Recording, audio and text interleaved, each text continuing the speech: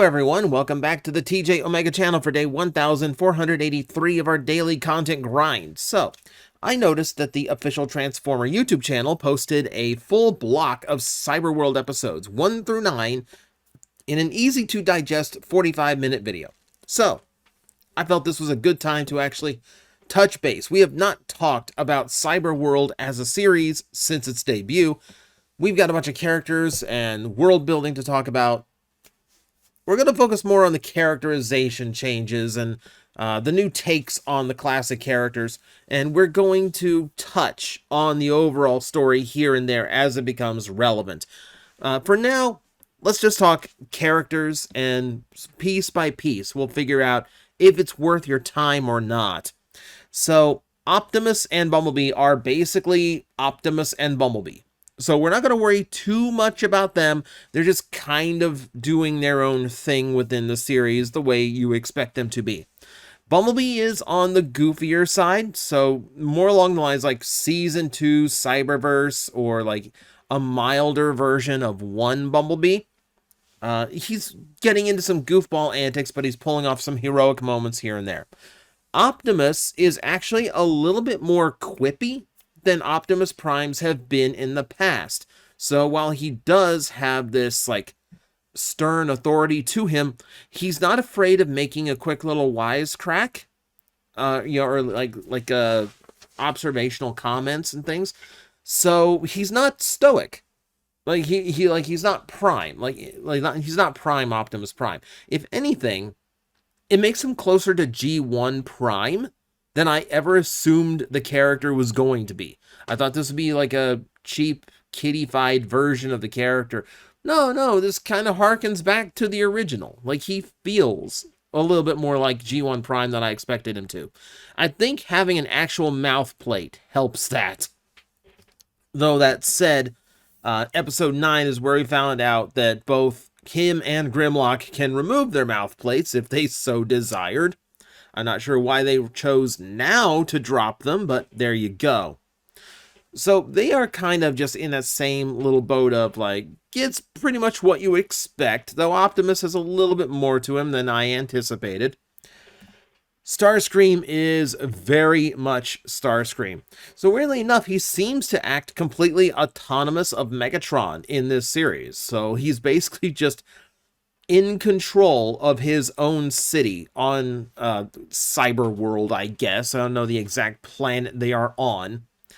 And he's just in charge of the whole thing. He's got his own emblem painted over the Decepticon symbol, but he's wearing the coronation crown, and, you know, he's calling himself an emperor and all this. Okay, so it's basically Starscream was given, like, something to do on this planet. I feel like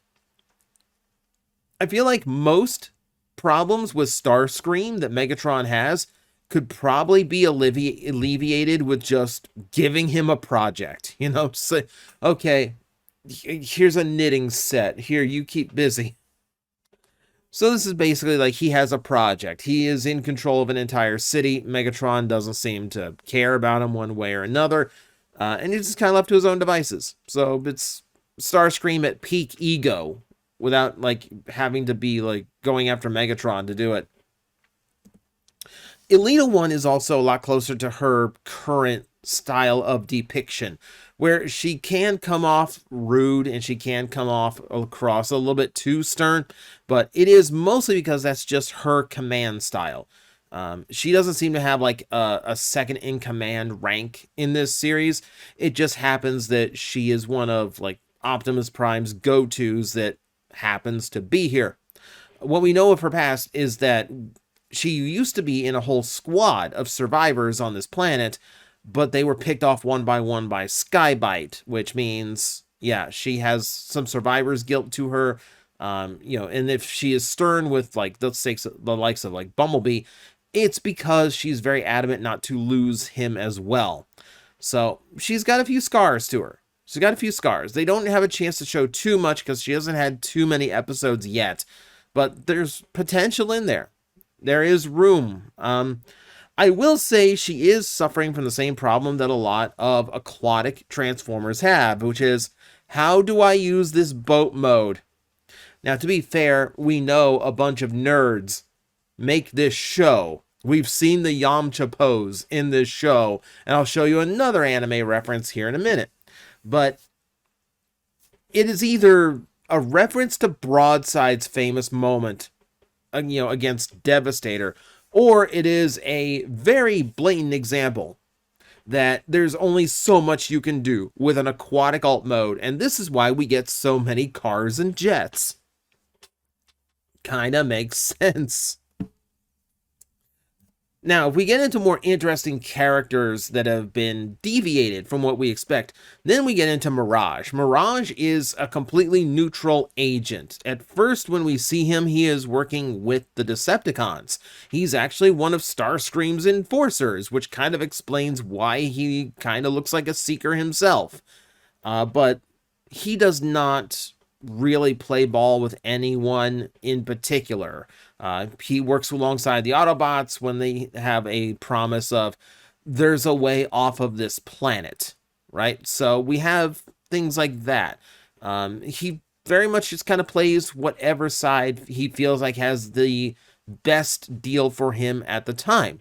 And to see him working alongside Decepticons or having some kind of like truce or agreement with Megatron, which is referenced in an episode, it does kind of harken back to some of the stories that the character has told in the past. In G1, we had a whole episode devoted to him being suspected of being a traitor. I think the episode was literally called Traitor, now that I think about it. But we also have things like the Spotlight Mirage, where he may or may not have had a past as this brutal Decepticon, or this darker persona that would be a Decepticon should it ever win out. It was a very weird issue. It never really got brought up in the main continuity. It's just kind of this side story thing. Mirage had a bad dream. So we never really got a concrete one way or another. But we also have the Netflix series that depicted Mirage in a Decepticon disguise. So it's kind of a running theme that Mirage has this almost dual nature to him. He's always an Autobot, but there's that what if scenarios. And this kind of plays the same way. So I kind of like that too. It makes me think the boat landing is kind of intentional because it feels like they're paying attention. It feels like whoever wrote the series actually paid attention. So let's talk Grimlock. Russian Grimlock has grown on me. It does kind of work. Doesn't sound as stupid. He is very reckless. He is very headstrong. But he is up for actual negotiation, which is interesting. He keeps talking about the truce that he had with Megatron. So, you don't interfere with me, I don't interfere with you. And that's how he has survived on Cyberworld for as long as he has, which is not usually what you expect out of Grimlock. But then again, we've also known Grimlock to be a character that is willing to either, cooperate with Decepticons or even join Decepticons, depending on what favors him at the time.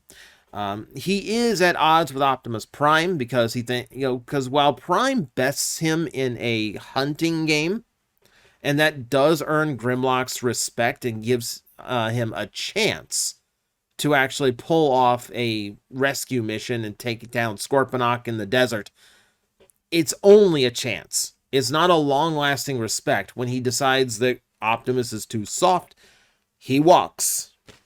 So Grimlock's still Grimlock in this one, despite the accent. He's just, he's not as much like me, Grimlock, angry. There's not much that. He's somewhere between, modern cartoon depictions and original cartoons. He's somewhere in between there. But no, he makes for an interesting foil. It does show that there's a lot more going on than just simple Autobot versus Decepticon factions. And terrible as the theme song is, one of the points that it makes is figure out what side you're on. And that's very much what goes on here between Starscream just being his own agent, Mirage kind of being Decepticon and Autobot at the same time, Grimlock standing on his own even after the truce is done. He wants no part of the Autobots and Optimus Prime. And then there's just Scorpnok, who's just kind of chilling in the desert. So yeah, you have a lot of different little micro factions going on in this universe at the time. It's interesting. Like, one of the more interesting aspects about the story, in that there really doesn't seem to be a very united front yet in either direction. Oh, also, I did promise you more proof that nerds make this show. Akira slide. And Alita gets to do it. This also gets to demonstrate that, the cartoon is actually doing the toy stuff. So Grimlock actually does let Optimus Prime ride on his back, just like the toy can do. And yeah, that's the hover bike that can form off of Grimlock's arm. So yeah, they're actually using it. And I'm actually pleasantly surprised that they are using it, because it really just felt like toyetic stuff they could have very easily ignored. But here we are, and it's kind of a great thing to see. Very happy they went this way. Now, we have another Dinobot to discuss, and Snarl, I'm still not entirely sure if I have a grasp on Snarl.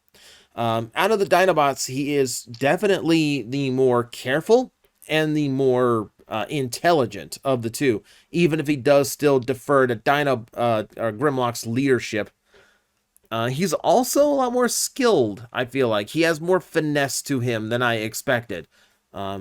It's part of his characterization that he is very, very good with a sword, and they mention that a few times in his actual bio and such. But really, he hasn't had as much screen time or even time to just kind of be a character for me to really get a grip on. But he feels like he could be fun. For now, he's just kind of just like the underling to Grimlock, but he definitely has his own way of doing things. So there is that.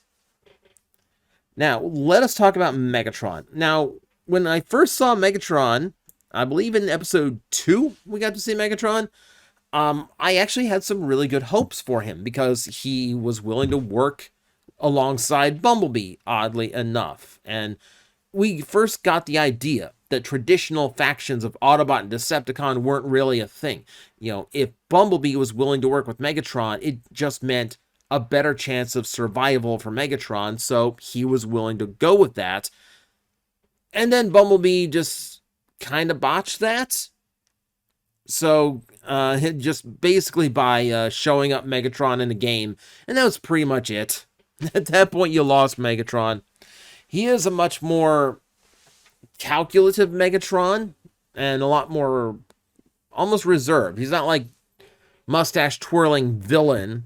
He's a lot calmer in demeanor.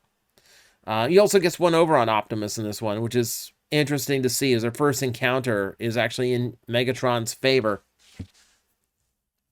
Again, not quite sure what to make of him. I felt like I was going to get a more nuanced Megatron, but in his other appearances in this series, it really does kind of feel like he's on his own, trying to build up power, same way the Autobots are doing, but he does start to feel just like another Megatron.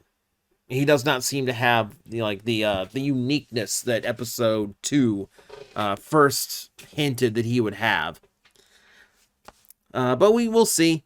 We'll see if that survive, and in that there are no Autobots or Decepticons mentality. We'll see if that persists or comes back, because there's definitely room for it to happen.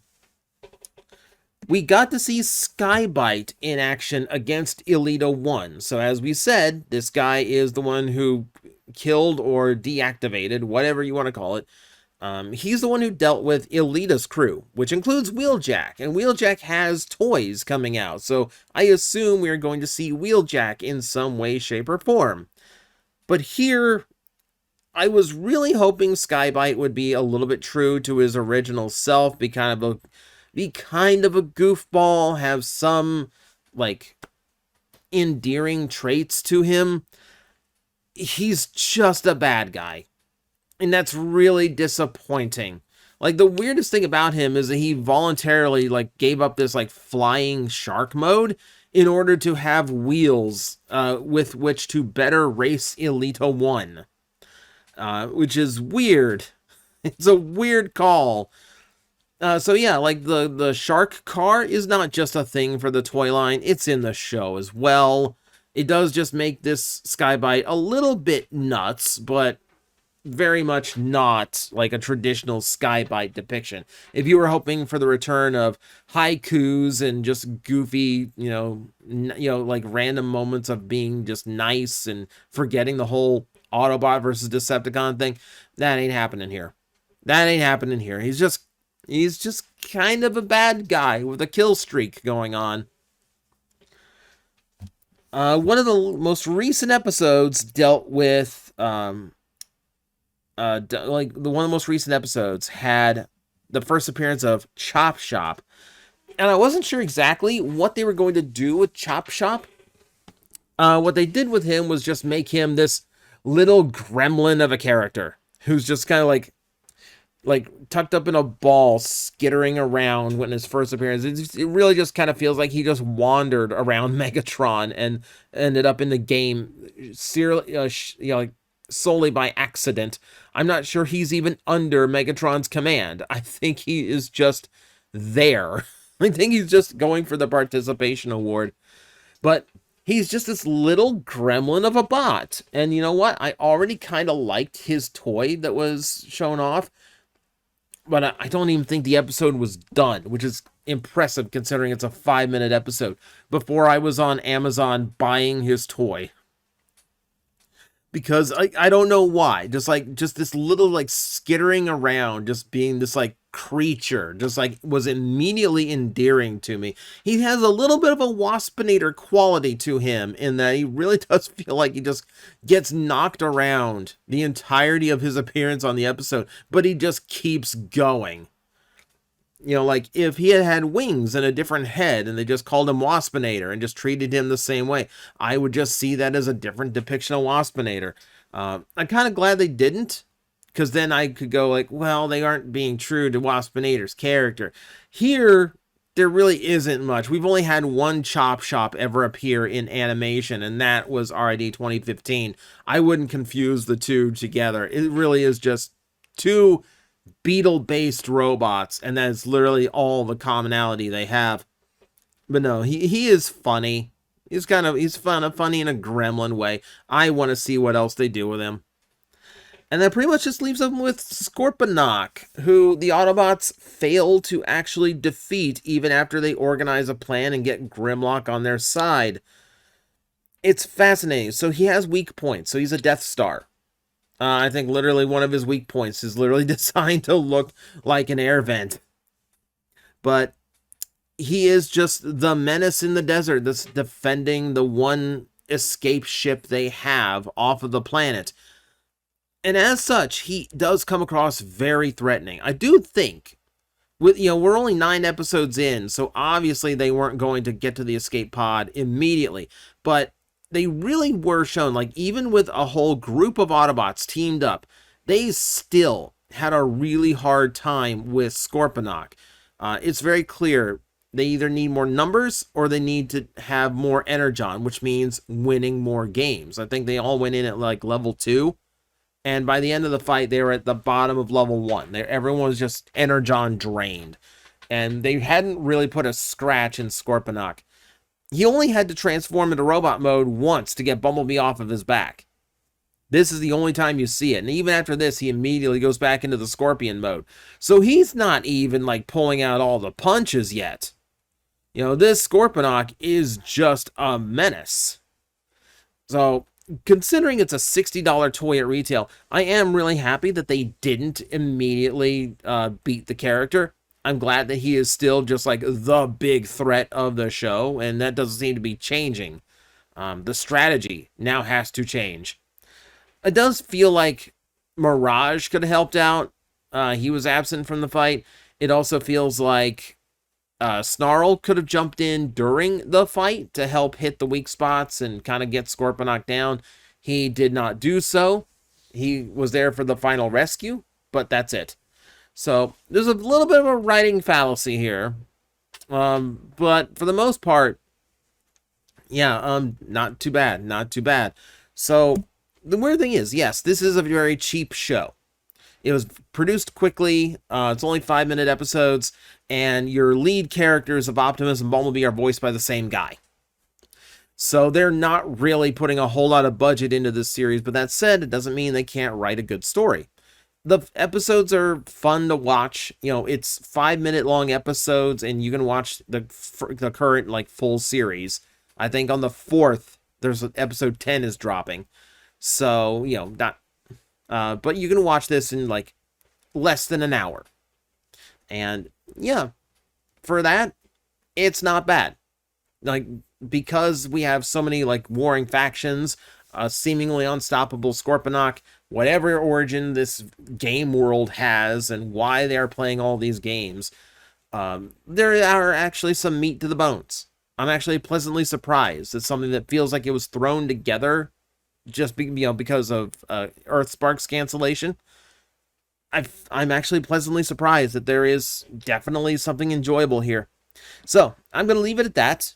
I do think this is worth a watch. If you just skip to the end of the video just to hear what I thought, yes.